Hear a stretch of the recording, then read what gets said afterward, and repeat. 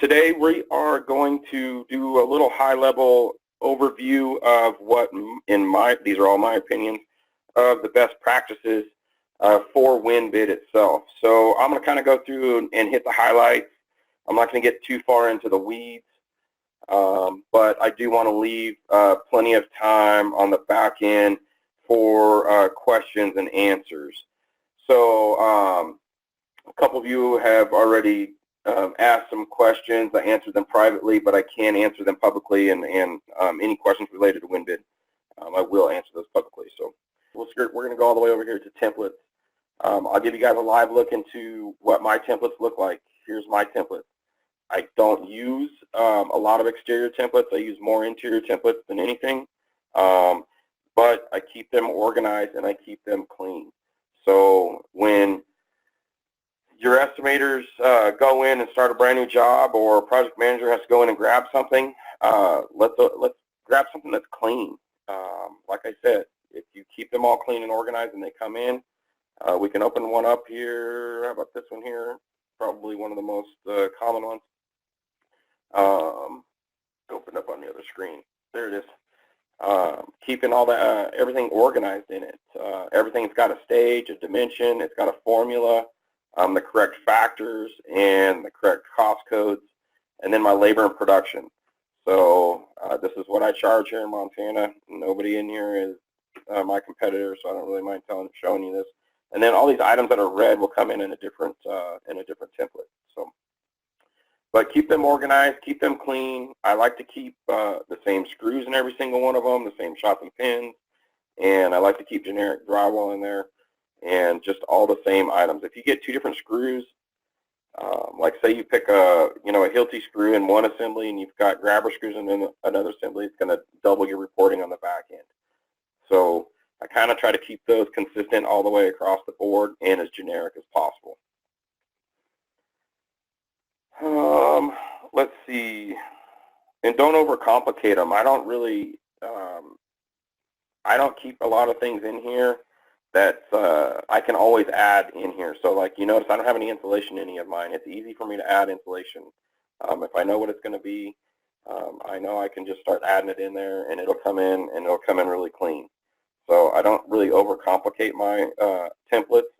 Some of you guys do and will, but I like to keep mine simple and clean.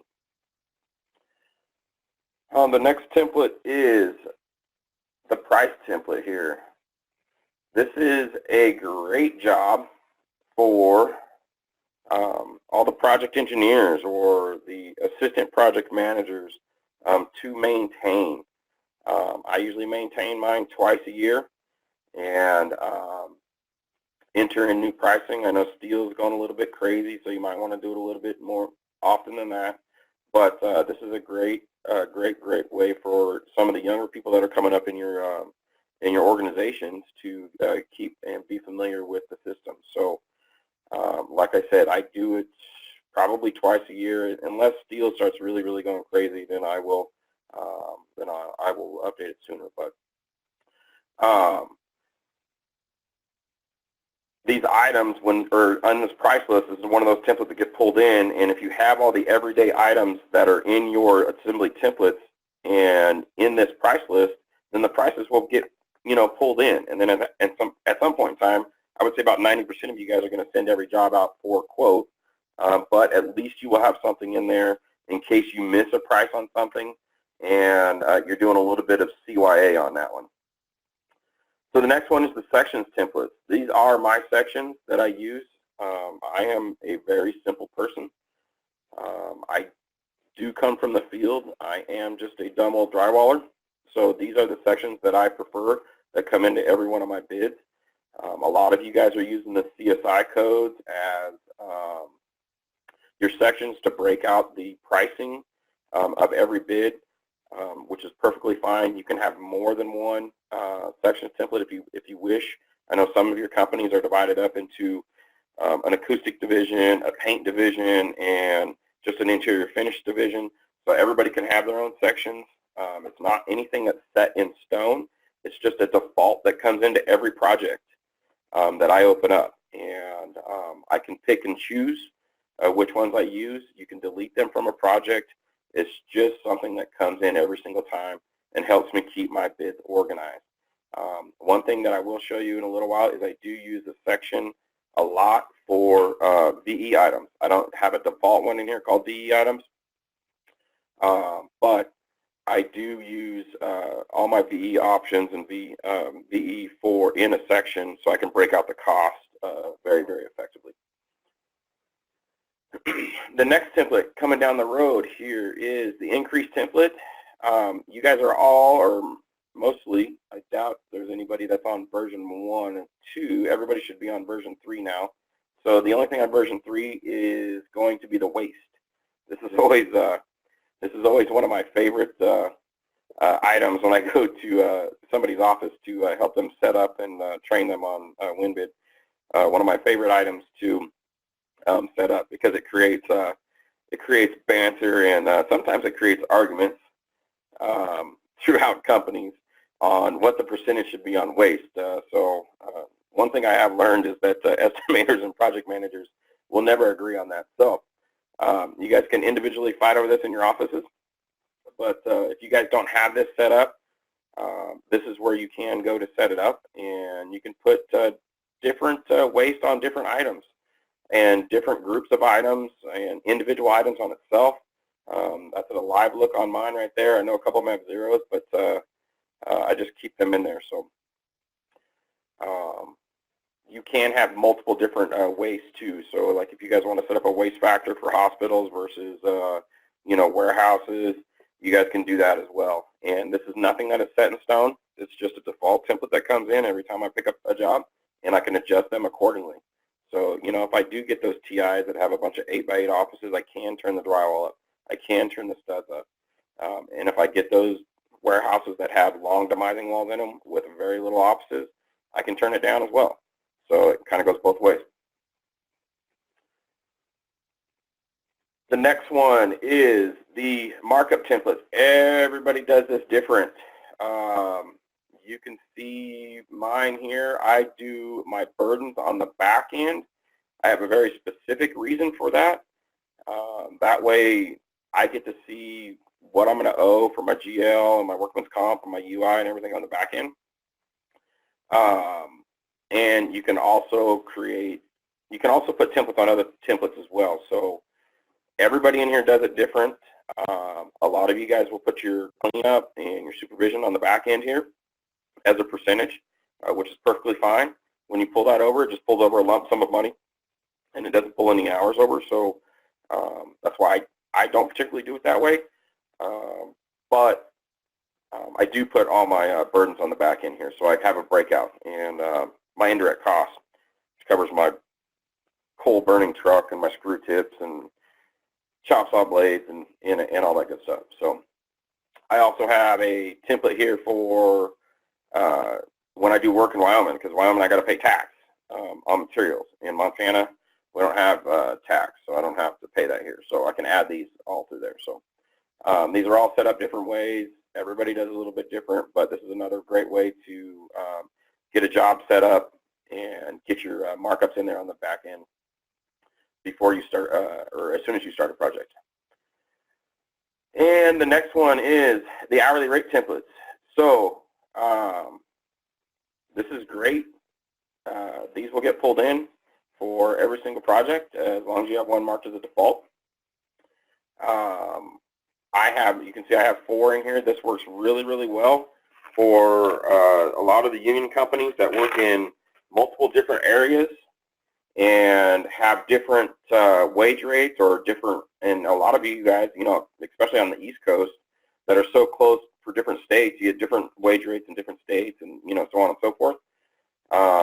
You can have as many of these templates as you wish, and these are all, this is a live look into mine. This is what mine looks like. These are my prevailing wage district, which is my default. Very little difference between these, but and then these are just my standard ones on my non-prevailing wage rate or prevailing wage shop. So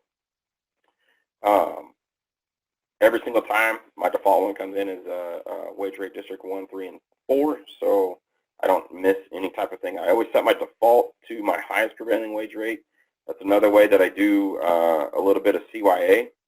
and I don't make a mistake and miss out on some money. I'd rather lose a job by 100 grand than to win one by 100 grand every single time. So, and let's see, that was it for the templates. So those items up there in the top are, I use them every single day, and those are some of the best ways to, if you keep those all clean, get a lot of return and cuts down on your time of doing estimates and all that good stuff. So the next one, the next thing I want to do is creating a brand new bid. This is kind of the first opportunity to start getting some ROI downstream. I would suggest that if you are creating a new bid, take the time, put the address in there. It's not going to take that much longer. We'll just put the address into my shop here real quick and hit update address field. And then what's going to happen is now when we create this project, it's going to have the address already in there. So let's say 6 or 8 months down the road, we open up the mail and there's a contract in there, and we actually get the job.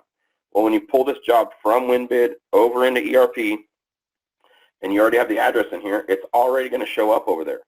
So a lot of your companies, you guys have your admin people creating these jobs and all that good stuff. It's less work that they have to do. Somebody's already done it. So it gets automatically pulled over. It'll end up on your POs. It'll end up on your pay apps. So it's really not that, doesn't take that much longer to do, and it really helps downstream, right? So 9 times out of 10, I use my default templates here, but since I'm showing you guys this, when you hit specify next, you have the opportunity to go in there and look at those templates that I just discussed. So every time you see this drill, you can drill into something, and you can take a look at it and see what's going on in it. So every time, these are all my defaults, I can drill into this. These are the same things that we just looked at inside those templates. They're coming in every single time. If you have a different prevailing wage district, and say that you're going to District 2, this is your opportunity to change it. All my default price lists are coming in, and my markups and everything. So when I hit finish, it should create this project. And we've got a brand new project. The next thing that a lot of people have trouble with is renaming the drawings, drag and drop the drawings. So I have a set of drawings that are over here on my other screen. I'm going to pull them in, and all you have to do is drag them and drop them right on the tower here. And you'll see how fast it goes in. There's 85 pages. Should take about 10 or 15 seconds.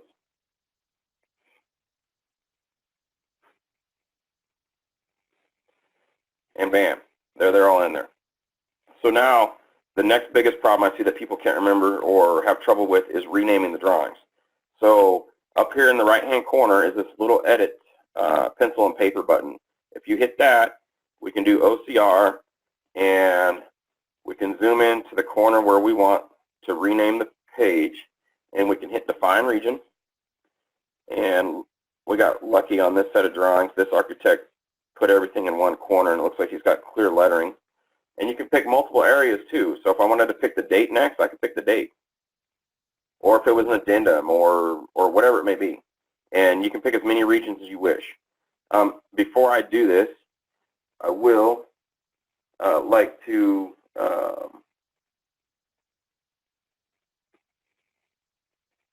say that if you have architects that are like this, I'm trying to pull these up real quick. This is a friend of mine here in Bozeman, and he likes to, he likes to put his stupid logo in the corner on the page name. It will not recognize that. He's a little bit eccentric, and every time I get a chance to tease him about it, I call him up and tell him, hey, get your logo out of there. So you have to have clear lettering, and every OCR technology I've ever come across, even in Bluebeam, it doesn't recognize like Old English or these architects that are eccentric and all that other good stuff. So this one, unfortunately for us, it's got clear lettering. I'm going to grab the first 37 pages here, and you'll see on the left-hand side of the screen here, it should start renaming them, and we'll see how good he did.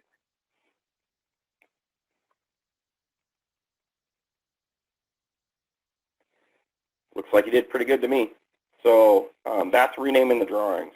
Like I said, I get a lot of questions about how to do this. Even after I've been at somebody's office for a couple days, people still have, a hard time remembering it. But That's how you do it. So you can see that it grabs the name and the date on every single one of them. So if they are screwed up, you guys can go through there and individually move these sections. If we wanted to do that here and just rename this one page, you can see that it's going to screw it all up here and it's going to rename it. So if you do have a problem with a page, just go through and move the boxes. Sometimes they export these drawings and they change for some reason. I have no idea why.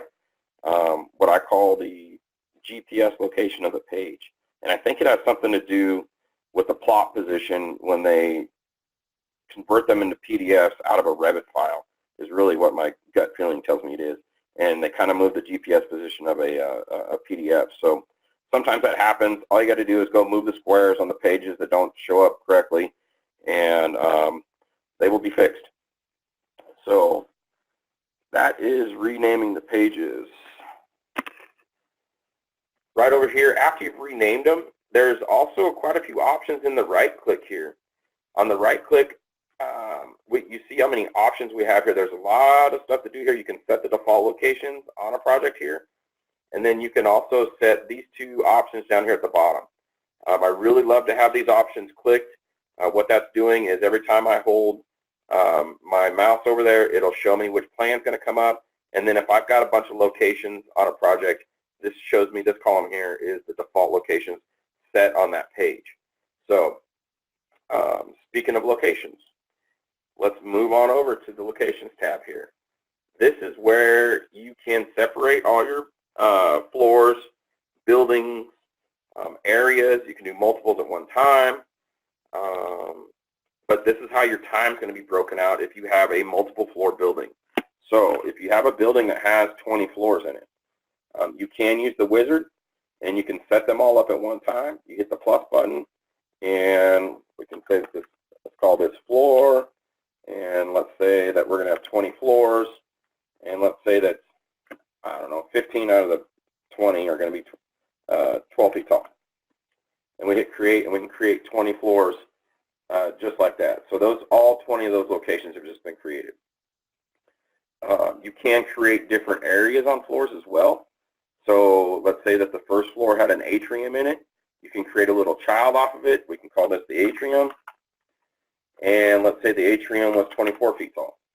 And you can assign your takeoffs to these different locations. And all your time is going to be broken up, especially when you pull it over into ERP. They will be, so Michael asked, does the locations create subsections? Yes, they do. So all these locations I just created, if we did a takeoff and we assigned our takeoff to the correct locations, when it gets pulled over into ERP, those are going to be subsections. So when the guys go to turn in time, whether it's on the app or if you guys are still doing paper time cards, which I hope you guys aren't, and you're having your admin person enter time, then they have to be assigned to a floor. So it's kind of one of the options when we pull over a project, so that time gets extended over there. So it looks like I did another question that came in. Says, can you do locations by exterior elevation? Sure, I can add whatever I want here. I can say exterior elevation east, and we can call this one exterior east or EXT east, and this can be, I don't know, 35 feet tall. So yes, you can do whatever you want on that. You can have as many as you want in here as well. As many sub-locations as you want to those others as well. Another thing too, if you have a high-rise building, for some of you guys who I haven't shown this to, you can create multiple locations and only do one takeoff as well. So over here on the right-hand side is the multi-takeoff locations, and this is where we can call, let's say floors 6 through 16 are the same. So we can call this typical floors 6 through 16.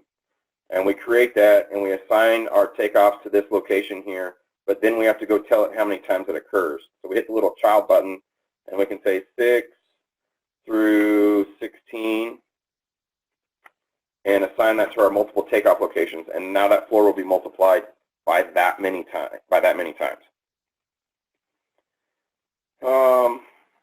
So keeping your bid clean, keeping it organized, and getting these locations in there will really, really help a lot, especially when it gets pulled over from Winbid over into ERP. So again, I can't stress enough, clean information in is clean information out.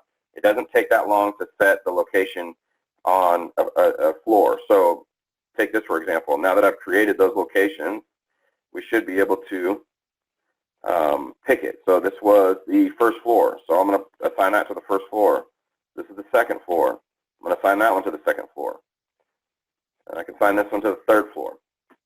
So now every takeoff that I do on those floors in RTO, or every time I go to that page, the default location is set for that page, and it will assign all that takeoff to those locations. Southmost drywall says, how about typical rooms? Yes, location could be a typical room. For example, you're probably referring to like the hotel situation where they've got multiple floors, but they've got the same room. They've got the typical hospital rooms. Yep, same thing. So over here on the right-hand side, you can create, or over here on the left-hand side, we can say the wizard. We can create a typical room of, I don't know, AD1 or OR1, like you just said, or OR. And let's say it happens 15 times. There's OR1 through OR15, and it'll create all these typical locations here, and then we can assign it how many times it happens. So yes, absolutely, you can create typical rooms as well.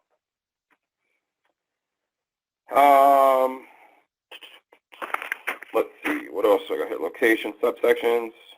I think that's about it. Anybody else got any questions on locations? All right, moving on. So the next thing here, the Assemblies tab. People get really confused about copying assemblies through here. So this is where all the assemblies for the project can be held. You can start an assembly from scratch from here. You can go and pick them from, which you guys already know that I call Costco, which is my template area. So I'll go pick a couple templates here. I'll say, I'll just grab random ones here. And you can pick as many as you want, and they'll be pulled in just like that. So I can go through and pick all templates from all these other ones. You guys can see that my Winbid looks a little different from yours. That says old and delete these different assembly types. That's because you guys all know that I do beta testing for Plexxis. So these are things that I've worked experimenting with and getting straightened out. So yours doesn't look like that, but don't panic. I don't have anything extra that you don't have. It's just that those are old for me doing testing and stuff like that. So, but you can see that I pulled in these templates from my database, and everything came in. You can see that it's all the stages set, the dimensions are in there, all the formulas are correct. These material cost codes are all correct, and the ones that are highlighted are teal were just because I created them before the default was set. So now that I unlock them, they won't be teal anymore. Labor and production is already set to what I had set it to. All my activity codes came in, and my labor cost codes came in, and everything came in really, really clean. So this is because it was put in there clean. Clean information in is clean information out. I do nothing to this assembly. Oops. I will do nothing to this assembly besides adjust the sections.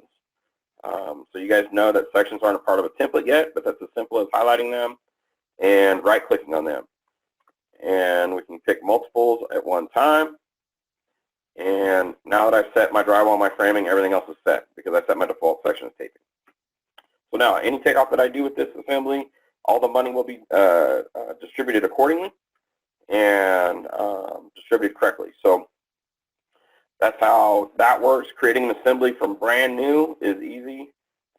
We'll just call this one Interior 5 and hit Create. And this screen comes up. And because I have my stuff linked together correctly, I will show you guys how easy it is. And it took a little bit of time, but I did take the time to set it up correctly so I don't have to mess with it in the future. And I'm going to pick generic drywall. and I picked 2 materials, and I'm going to hit OK, and you can see what gets pulled in here. So because I have all these things linked together, they all came in correctly. So all I got to do is adjust the sections real quick and put in the correct dimensions.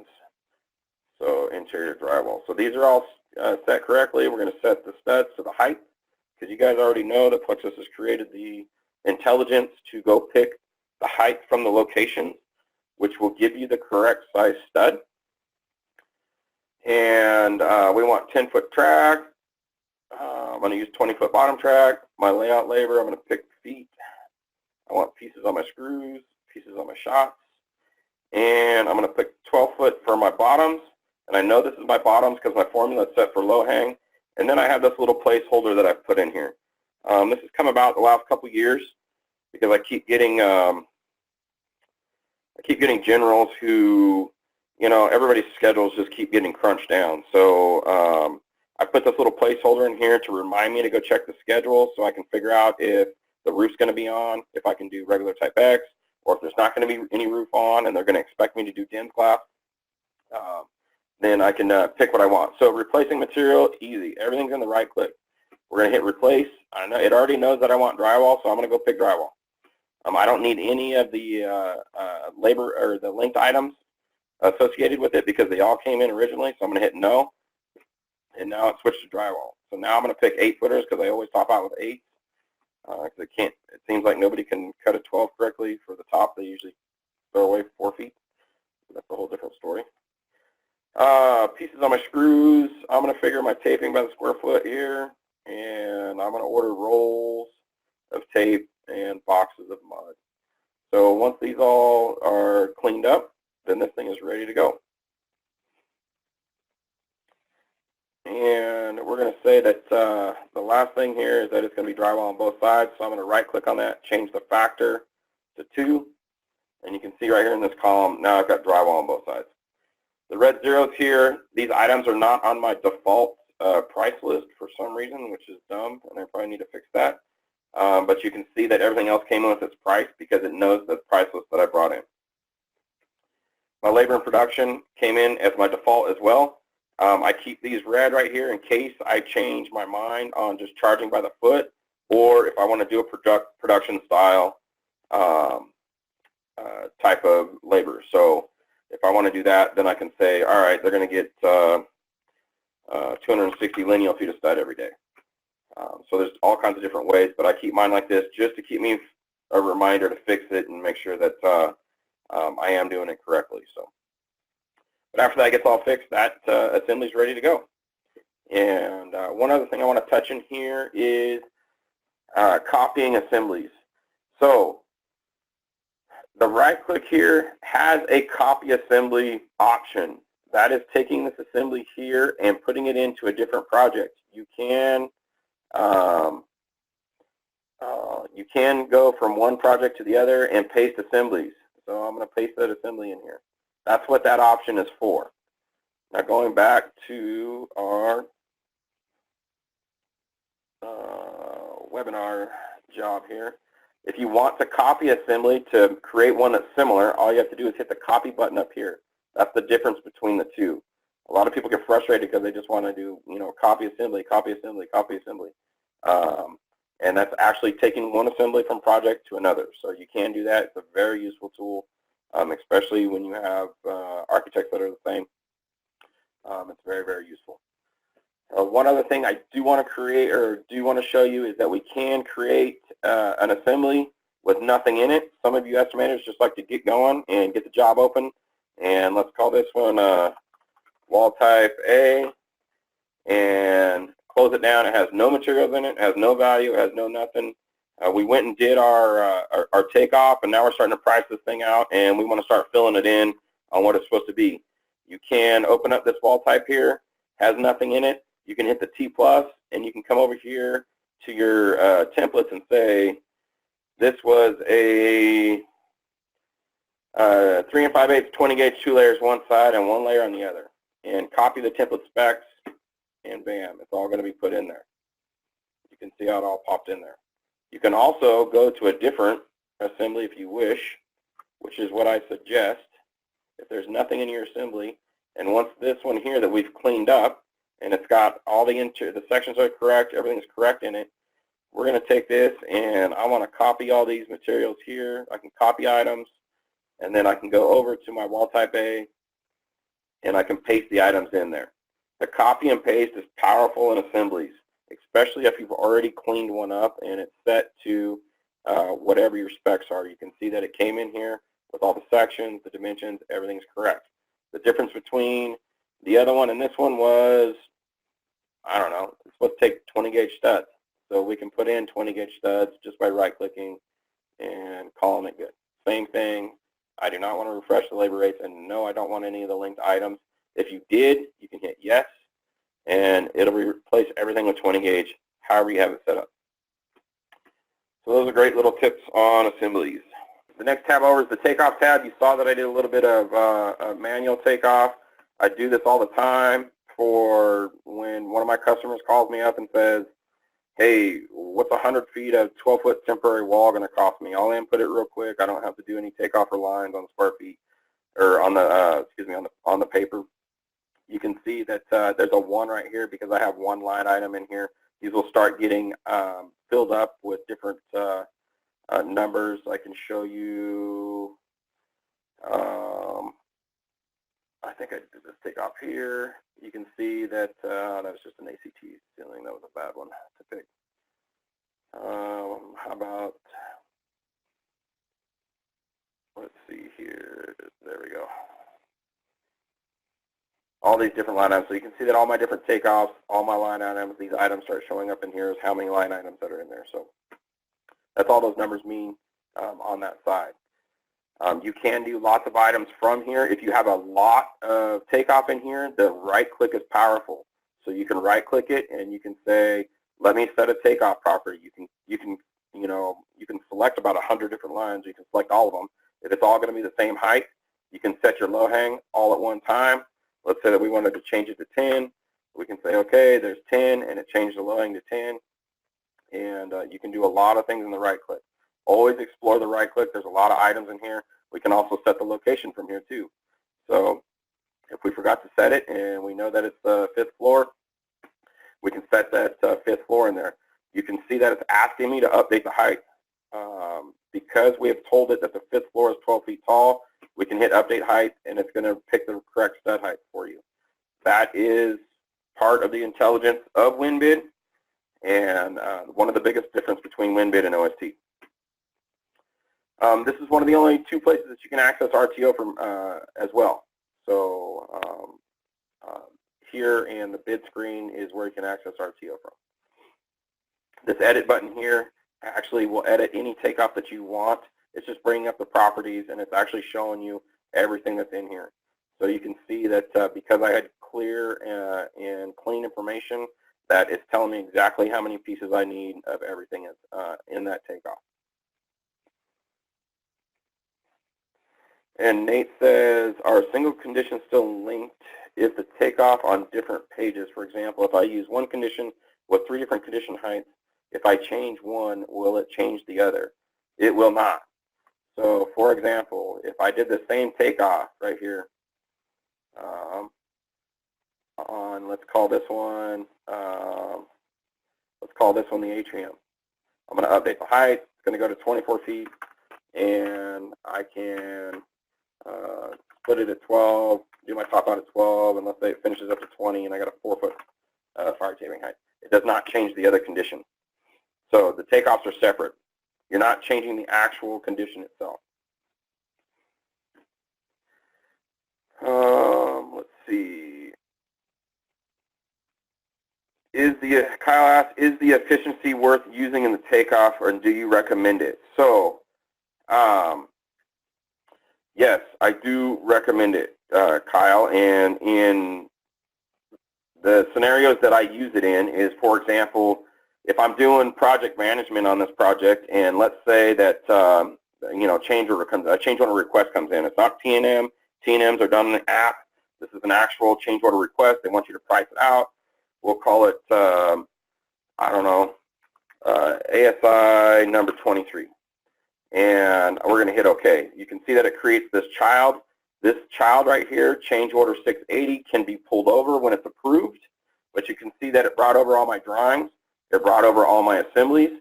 And then when I do the takeoff here, let's pretend that I did a takeoff.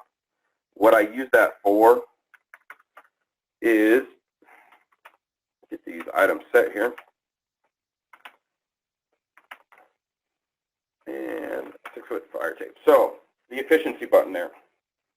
And I'm a contractor just like all you guys, and I'm going to be honest with you. Everybody kind of laughs when I say this, but you know, the specs come out and they're getting worse and worse, and the specs come out and they say, oh, you can only mark up your change orders 10% overhead and 10% profit. Well, there's not a person sitting on this phone call that can make money at 10%. And I'm not scared to say it, and I'm not scared to lie about it, or not lie about it, but cheat a little bit.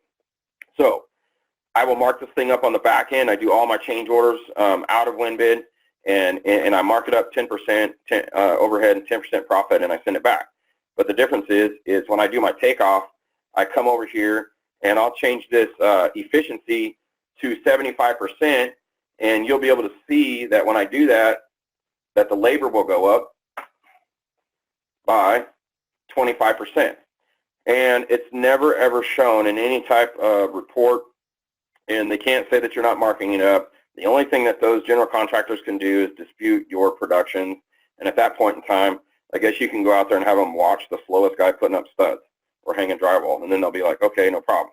So that's one way that I use that efficiency button, is to create the revenue that we absolutely have to have in change orders without, showing them that we are marking up more than we really are. The other way that I use this is if we get to really tall buildings, and or if I get to those floors that have you got these high rises and you've got the same wall type on every floor. Some of them are just the core, and some of them are the core and the shell. And if the shell gets really busy and there's a lot of 8x8, 10x10 offices, I will take off those walls separately, and I will turn this down to whatever I feel like I need to compensate for and give the guys a little bit of extra time. So that's what I use that for. Nate says during RTO. Anything that I'm changing right here on the takeoff screen, I can change during RTO. I don't know why you can't see all the questions.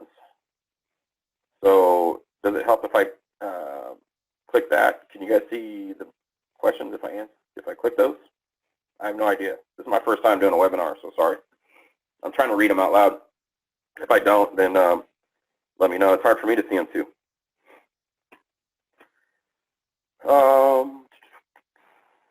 Let's see.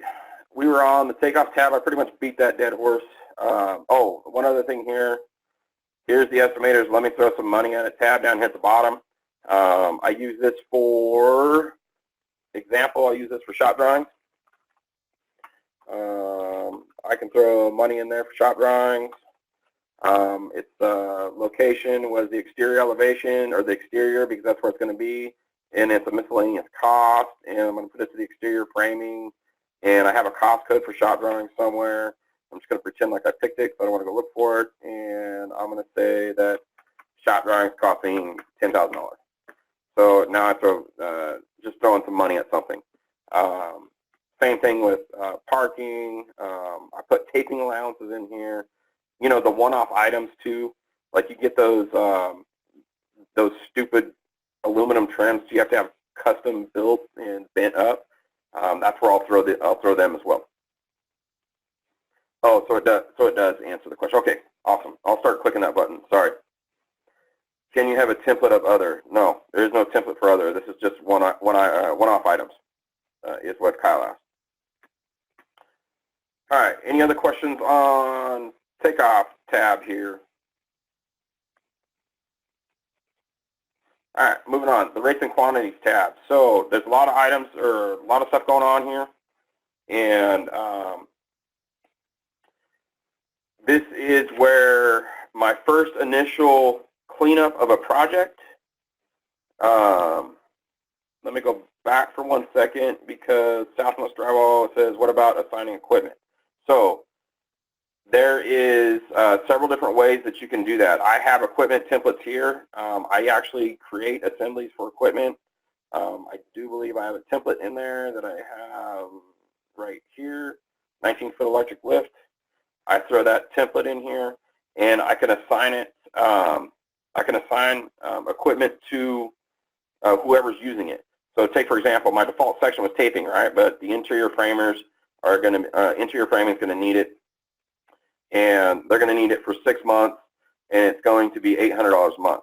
I can also right-click on this and hit duplicate item, and I'm going to say that the drywallers are going to need it, and they're going to need it for 3 months.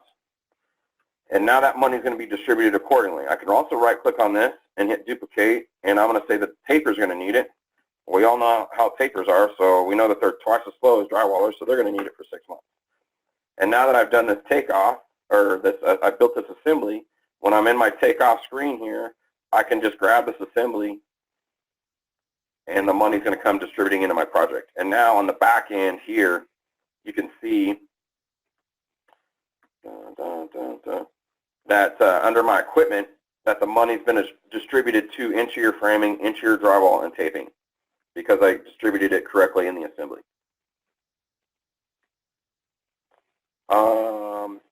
Yes, I can. Let me write that down. I will explain mains and alternates.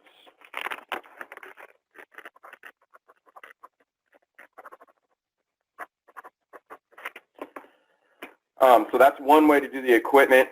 The other way is also too, you can just throw some money at it. Me personally, again, I will say this out loud again, these are my personal opinions on Winbid, and I'm not trying to push my ideals on anybody, but you can throw some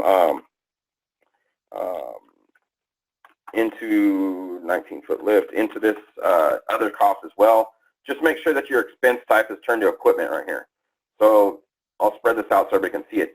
When I open this drop-down menu, these are your 5 different expense types that everything can be charged to in a project. So make sure that it's through equipment. And then whoever's going to be using it, if it's the framers or whoever, make sure your cost codes are set and all that good stuff. And we can say that it's $800 a month here. And it'll distribute the money correctly now. So 2 different ways to skin that cat. And Kyle would like for me to explain mains and alternates. So anytime that you see this piece of pie right here, there's about 6 or 8 different ways that you can create, or where this piece of pie is located. It's located on the bids tab here. You can do it from here. This is usually where I do it from, and because I'm at the beginning of the job, I'm looking at the bid documents. I see that there's a couple different alternates. You can hit alternate, hit plus, and we'll call this one alt number 1. You do not have to mark it up the same. You can mark it up separately. So 2 different scenarios. Sometimes we want them to take the alternates, and sometimes we don't want them to take the alternates. So if it's one of those screwed up alternates that we don't want them to take, we can put a lot of money on it. And let's say that alternate 2 is one that we want them to take. We can turn it down because they don't realize if they take the alternate, it's going to save us money on, I don't know, hanging drywall or taping or something. I don't know. And you can create that. You do not have to mark them up right here. You can mark them up on the Markups tab as well, and you can filter them all out in different ways. So the important thing here is this inclusive tab. You can see that I can click them on and off. And what's happening when I do that is I will close that out. You can see that I have nothing assigned to these alternates. I'm going to go over to the Takeoff tab, and I'm going to assign this takeoff right here to alternate 1, so it'll have some money in it. Now that you can see there's $31,000, almost $32,000 in alternate 1. But you can see in the green column here on the right-hand side that it's not included in my bid. So right now they have not taken alternate 1. So let's say that you get the contract 6 months down the road, and they say, oh, we're including alternate 1 in this contract. Please make it a part of your scope. It's no problem. All you have to do is come in here and click that button, and now all the labor materials that you have assigned to that alternate will be pulled over into ERP. So you can come back in here, you can add them if it's post-bid. If they said, oh, hey, here's we add an addendum. It's going to add an alternate to it. You don't have to do it at the same time, but that's how you can turn them on and off. You can add them right there. You can also add them from here. You can see that those are the same alternates. That piece of pie right here is the only one that doesn't work, and you can also, hang on, it's adjusting it right here. You can also add them from here as well. So you can see that that's the same one. You can also filter out the Markups tab to see whatever alternates that you want if you just want to see them by itself. So let's see, Austin. Can you change the labor cost in different alternates? So the answer is yes to that. That's kind of a generalized question. So you cannot have two different labor rates for the same assembly. So that's part of that question, but you can come in this takeoff, and if this was alternate 1, and you can say that this is going to be 50% harder, and it will change the labor cost in that fashion. So it's kind of it's just about how you're going about that. If that answers the question, Austin. Appreciate it. Oh, let's see more. So on the other cost tabs, can you set up assemblies for this? It's really not assemblies that go into that other cost tab. You can create an itemized one if you wish, and it's kind of like an assembly, but not like a template if that's what you're asking.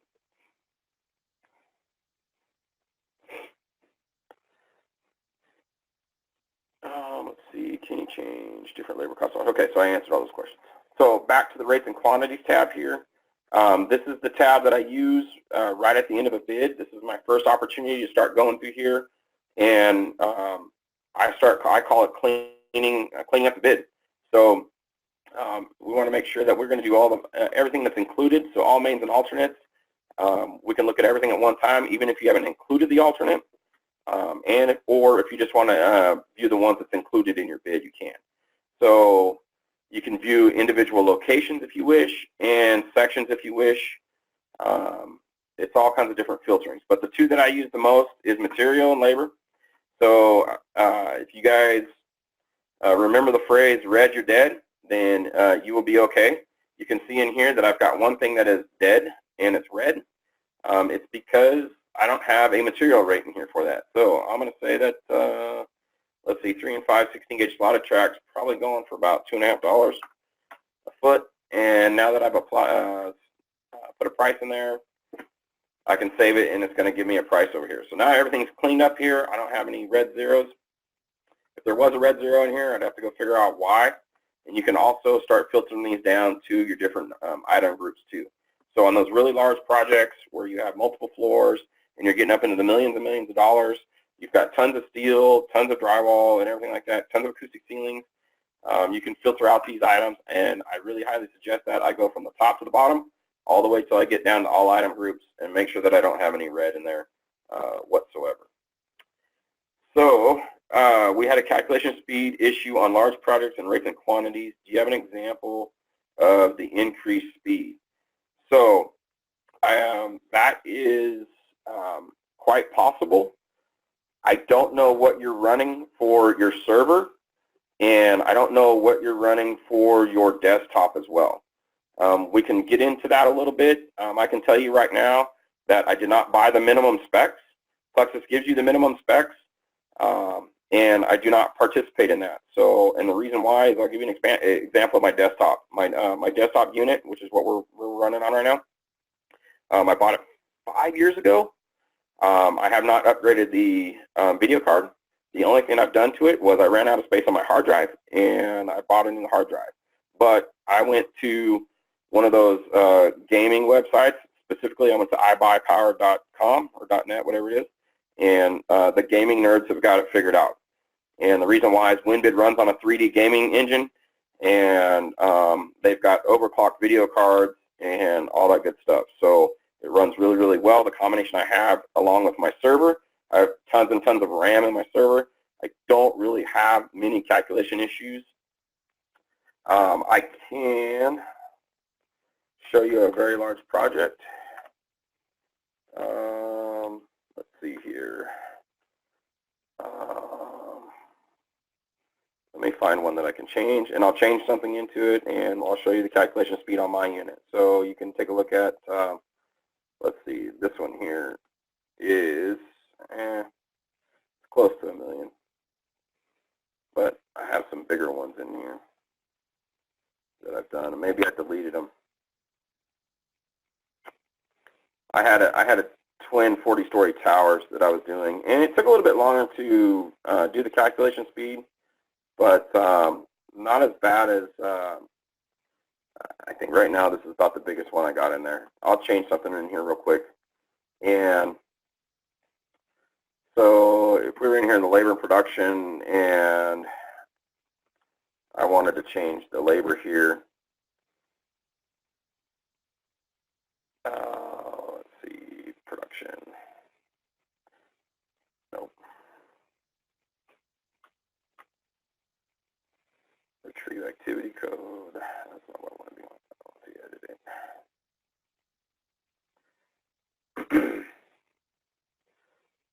Set day, set mins. And what did I do? User defined.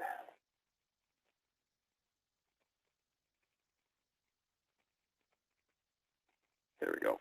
So if I wanted to set these and change the whole drywall for the entire project, gosh dang it, edit. There we go. My calculation speed, there's close to a couple 100,000 square feet of board in there.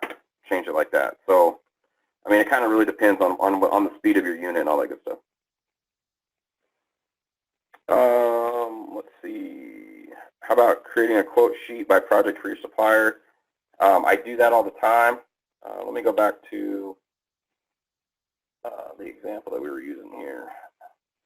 So in the Reports tab, I use this Materials tab right here. If you don't want everything on here, you can use these filters, and it will filter out any of the material that you don't want to show up on this report, and then we can email this report directly out of here. So I can email this to anybody that's on my email list here. So I'll email it to Chad, and I'll put webinar, and I will be like, please quote, and off it goes. So you can export it into Excel and change it into a PDF as well, and then when they return it, I'm on the Rates and Quantities tab here, and I'm on the Materials tab, and this I'm hitting Edit, and then this is where I put in my quoted pricing. I know Plexxis is working on the, what do you call it, the electronic pricing agreement. So you'd have to ask them when that's getting done, so I have no idea. So are you on, I don't know what your question says, Kyle says, are you on a premium with your database? I don't know what that means. I have the same database that a lot of you guys have. You said you can calculate your labor cost by the piece. Is this a new feature we were told not possible and to add the feature in the software? I've done it for people. So if you want to contact me after the webinar, actually anytime next week, because I got to fly out to a company tomorrow, I will show you how to do it and how it's done. Oh yes, I'm on premises. I'm not hosted by the cloud. No. My database, my server is in my office. If that's, I didn't know that's what you were asking.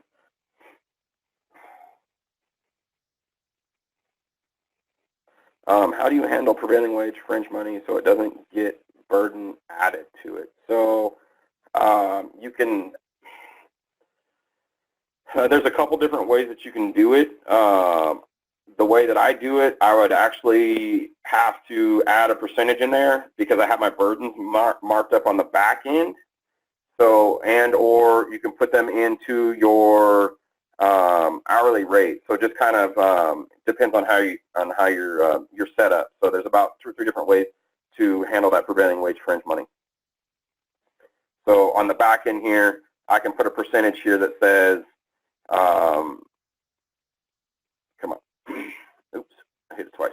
So here I can say, I can add a markup that says my fringe, and I can do it all to my labor, to my base cost. not with my burden and labor and markups in it, and then say that it was whatever percentage it was, you know, 5.5, and it'll add it in there just like that. And the next question is, are you using a Surface computer? No, I am not. I have a desktop from iBuyPower.com. How does doing loading takeoff work remotely via VPN using on a premise server? How does doing or loading a takeoff work remotely from via VPN using a premises server? So there's the question. The question is using a VPN. So the VPN works great as long as your internet speeds are awesome. And if really what affects it is your actual ping. So I do takeoff for clients around the United States, and some clients it works awesome because I can get my ping routed directly and or as close as I can to direct, and then I also get some of them that it sucks and I can't get my ping down low enough. So as long as your ping is within, I would say like 35 or 40, then the working remotely via VPN is awesome. So all you have to do is open up your VPN connection, open up Winbid, sign in to the correct database with your username and all that good stuff, and it works awesome. And let's see, back to the rates and quantities tab here. Oh, one other thing I did want to go through here, the weight and quantity increase, that template that I showed you guys at the beginning, this is where it's stored inside Winbid, and this is where you can change it. So it was a template, this is the standard that comes in, and if I wanted to change it or edit it, I can say, okay, let me edit this to, you know, 7%, and now I'm going to have 7% of my stuff. So, and it's only changing this, it's not changing the template. You can make it individual for every single job. And then the next one that I use all the time on bid day is the labors tab here. I make sure that I have no red in here and that everything's calculating correctly. So you can see that I have no red, and this is the way I calculate my labor, and so we're good to go. So I move on to hourly rates, and I say, oh crap, I put in the wrong template. This is actually just a standard hourly rate instead of a prevailing wage job. So I'm going to pick my standard hourly rate template, and it's going to recalculate the whole project just like that. And now it put the right templates in there, or the right hourly rates from that template. And then that's about it for the rates and quantities tab. It's a pretty powerful tab. Like I said, I use it a lot on bid day.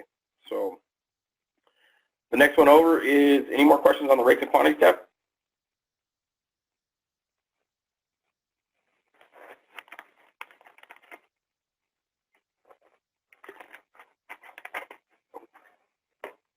All right, moving on. The markup tab. So you can see it gets pretty busy here. I've got all my stuff, how I mark it up. That one that I added in there, the one markup that I added in there. This is everything that's bid inclusive. I can look at all mains and alternates as well. If I just want to look at alternate 2, I can say I just want alternate 2, and I can change up anything that's in alternate 2. Oh, we didn't have any takeoff done there. So I can go back to alternate 1. And I can say, you know what, there's no way I'm going to get this much money for alternate 1. All you have to do is click on the actual markup that you want to change, and you can set them all at one time. You do not have to set them one at a time. I'm just going to apply it to this alternate here, and I'm going to say I'm only going to get 75% profit on that, and hit OK. And now it's going to change it. If you wanted to change the whole quote all at one time, you can right-click it and say apply to all sections, apply to all mains and alternates, and say that we're going to get 45% on that job. I know those are high, but that's what happens in Montana. So change it all at one time, all the way across the board, all my labor. You do not have to look at everything all at one time. You can close all the sections down to 1, and you can change it right here as well too. So that's going to be 25, that's going to be 45, that's going to be 25, and we hit recalculate quote, and now we've changed all the markups all at one time. So pretty simple to use. You can just look at one section at a time if you wish. You can filter it out. You can play with these filters. There's a ton of different options. So let's see. That's about it from there. Oh, creating a custom section. I didn't really kind of go over that. I told you guys that I always use I do my VE options here as well. So you can do a VE option, and I can show you what that looks like. So let's say that without doing any type of retake off or recreating anything. I know this is kind of lame and it would never ever happen in real life, but I will show you. Let's say that they wanted to have a VE option for using 20 gauge slotted track. I can come in here and add 20 gauge slotted track as an option to this project, and I bring it down here. It's going to get added to the job. And it's just a slotted track. I don't need any of the layout labor or anything like that because that's all up top. I'm going to set this to the VE option, and I'm going to call it 10 foot, and it's going to be a 45-cent foot difference. Labor and production, I'm going to say it's a little bit cheaper to put in, and I'm going to hit OK. And now you can see over here on the markups, I have a VE option that is actually worth $976. So if they take the option, it's just like putting an alternate in there. I can take it in and out. You can see that when it goes in there, it's in the project. And if they don't take the VE option, I can actually pull it out of the bid as well. So that's how to manipulate the sections correctly. We already went over mains and alternates as well. And all these templates are just the same ones that come in. So the reports tab. This tab is, at first this tab's overwhelming and it sucks. After a while it becomes your favorite tab and you use it quite a bit. So I use it all the time and I know what my favorite reports are, but when I first saw this tab I went, holy crap, there's just so many options in here. But there's kind of a flow to the options, and once you get to them, you actually start getting your favorites and it's easy to go to. So at first, it sucks. At the end, it's one of your favorite tabs, and you're a huge fan of it. So one of my favorite reports is the labor report here, blended production rates by location. So I use this tab for a lot for when the general calls up and says, you know, hey, how long is it going to take for you to, you know, frame, you know, the first floor or whatever it's, you know, whatever it may be. Whatever location it may be. So you're able to pull that information out right away. I also give this information to the field so they know what the production should be and how many hours they've got to do a certain floor or whatever. Whatever. So let's go all mains and alternates, and that should show up for another floor there. So it's really, you can see that this came into 5th floor. This is all that takeoff that we did. So you can see that it'll break it out per the floors and all the different locations that you have. So it's really powerful. I like this report a lot. I also did touch on this one a little bit earlier. I do email my material list for quotes right out of here. You can see it tells you how many pieces you need and all that good stuff. So I use this bid report here. This is the report that I do email straight out of here for my change order request. Like I said, once I get that overhead and profit set for 10% and I have adjusted the that efficiency button on the takeoff, this will show up and I email this report directly to the general contractor. I've had a lot of success on that over the last 8 or 9 years due to the fact that this has a lot of information on it. And like I said earlier, they've got a bunch of these little kids that are doing project engineers that are straight out of college that are doing, they're reviewing all the change orders before they approve it. And all they're doing is they're looking at this to make sure you've got 10 and 10 and that you've got the right takeoff on here. So for example, 100 feet of wall at 12 feet. You know, it used to be in the old days to get the money out of them, I used to put 150 feet. And then those little kids that learn how to do takeoffs come back and say, oh, there's only 100 feet. So then I would get screwed. So that's when I found the efficiency button, and that's how I use it. it works really, really well. They get really excited when you tell them how many screws you're going to use. They come down here and they say, oh, look how many screws. They actually told me how many screws they're going to use. So how do you see the sale price of an individual takeoff item from the takeoff page, and only if you see the cost price? So back here on the takeoff page, right here you can use the takeoff here, and you can actually see the total for it here if that's answering your question. You can see that this is the total for an individual takeoff item. That would be that one takeoff that I did, and you can see all your burden and everything and your final amount right here. So I hope that answered the question.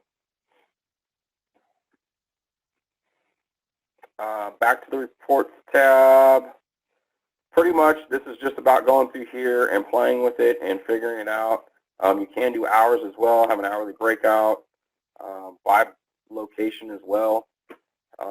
So it's really, really, really powerful. This will tell you exactly how many hours you need on the 5th floor.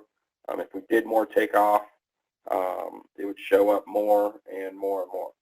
So that's pretty much the highlights of going through all the tabs without getting too far into the weeds. So I'm just going to sit here and take questions for the rest of the time, or until we run out of questions. So let's have at it. I'll sit here and answer questions.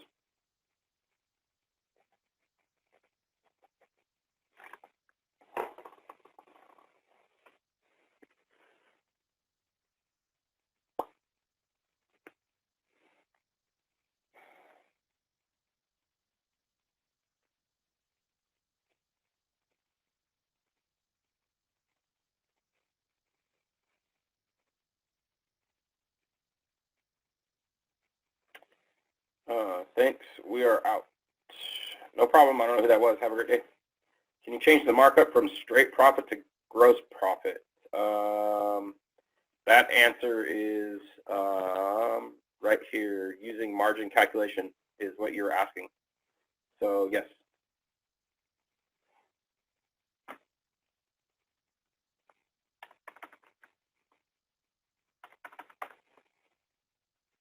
I don't use margin calculation because it's really, I don't know why it's showing up negative.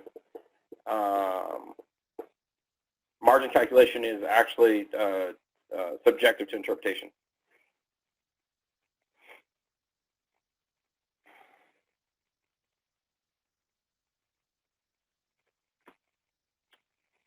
Let's see. Can you show any of the securities when working with the teams or junior estimators? Oh wait, hang on. Kelly says, is this being recorded so we can watch it later? I don't know. I think it's being recorded, but you'd have to ask Plexxis. The next question was, can you show the securities when working with other teams, junior estimators? Yes. On the bids tab right here, you can add bid permissions, and then you can add whoever you want in your excuse me, in your company, and you can give them whatever permissions you wish. You can allow them full access, and or you can allow them to just change mains and alternates, or just do change orders. Usually, junior estimators and project managers get to do change orders, so sometimes that's all the access that I would give them, but those are all the options right there.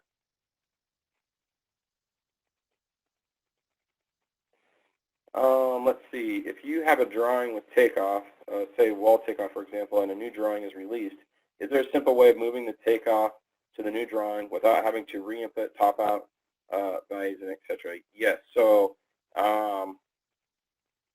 let's say, I don't know, I can show you that real quick.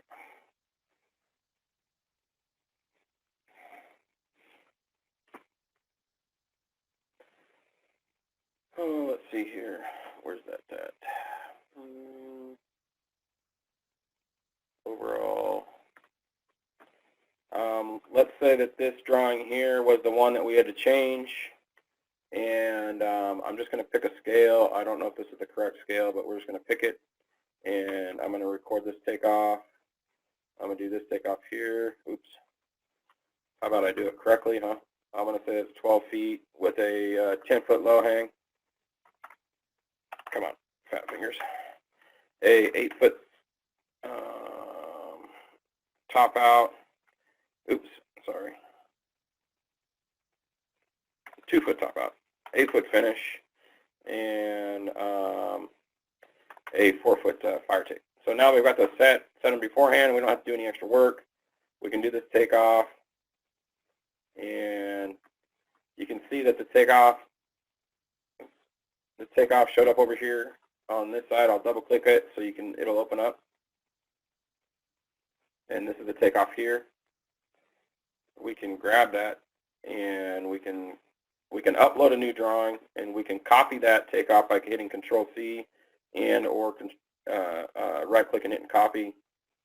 And let's go to, if this was the new drawing here, we can set a scale and hit paste and paste this onto this page, and you can see that it still has all the properties that I set.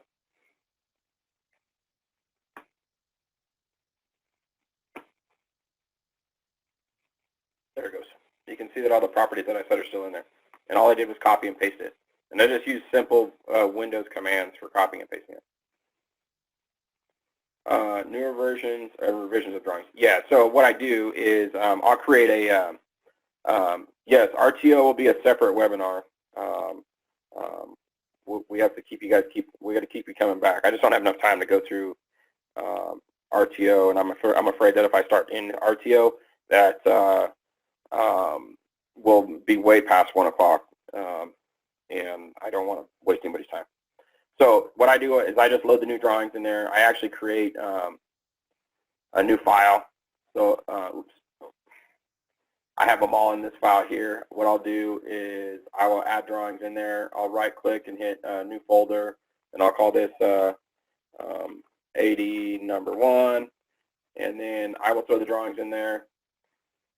And then I will go to that drawing, copy it from the old one, and paste it on the new one, make any adjustments that I need to, and then delete it off the old one if necessary. Let's see, that answered that, and let's see. The GC wants us to break out material and labor, and they want our hourly rate. How do we break out an hourly rate from Winbid reports that's reasonable to a GC? So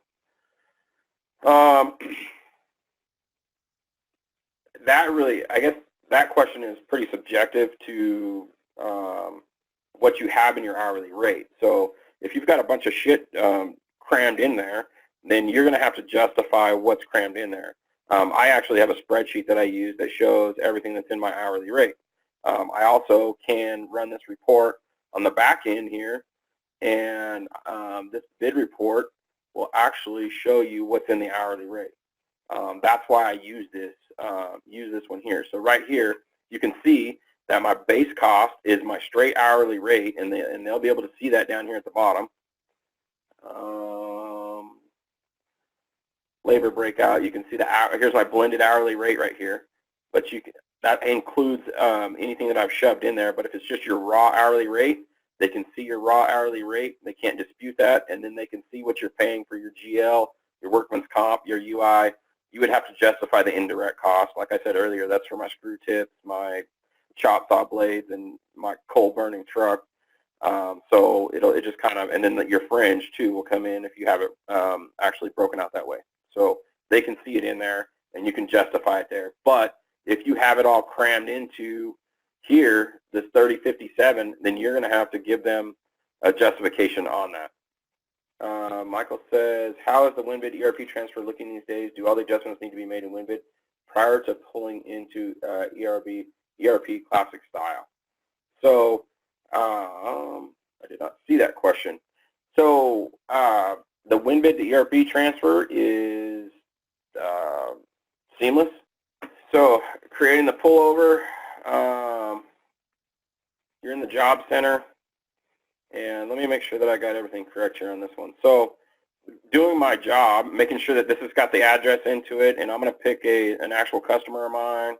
I'll pick this, but their information will come over. I am the estimator. The job's got all of its information in there. So now I've done my due diligence to make sure it's clean, right? So like I said earlier, we don't like drinking downstream from the elk herd because the water tastes like piss. So don't be screwing the project managers if you're an estimator and your admin people and all that other good stuff. So you're pulling up the ERP Job Center. All you do is hit plus, and let me make sure I got the job number. So the important thing here is this bid number is 679. So back to this for a second. Exit. So all I did was hit the plus button right here. I'm going to hit commercial. I'm going to hit next.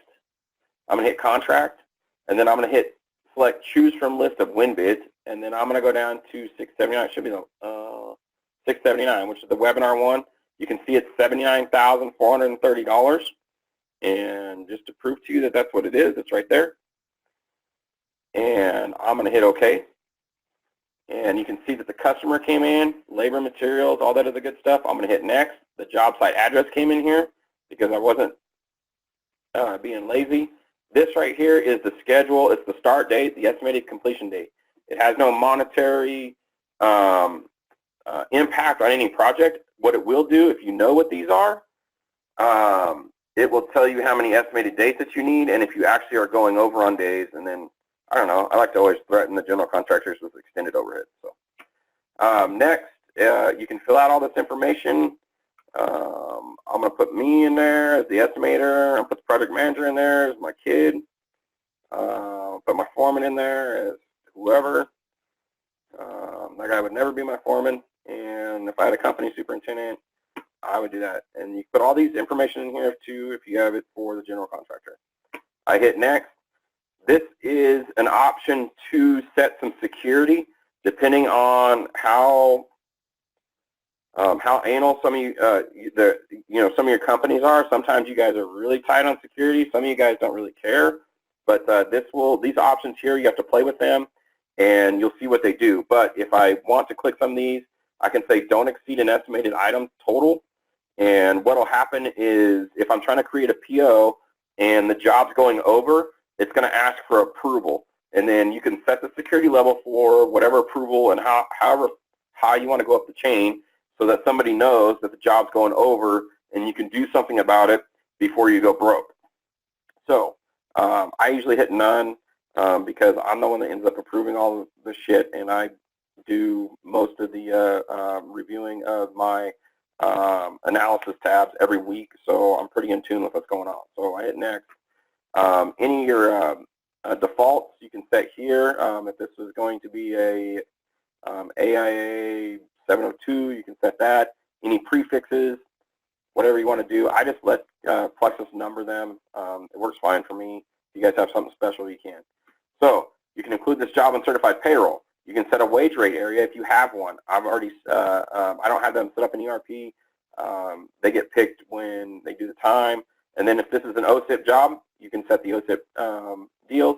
And if you're still having your admin people do your time and not on the app, then you can hit warn user entering time card with no subsection. This will not allow your admin person to put in time for a job that has subsections.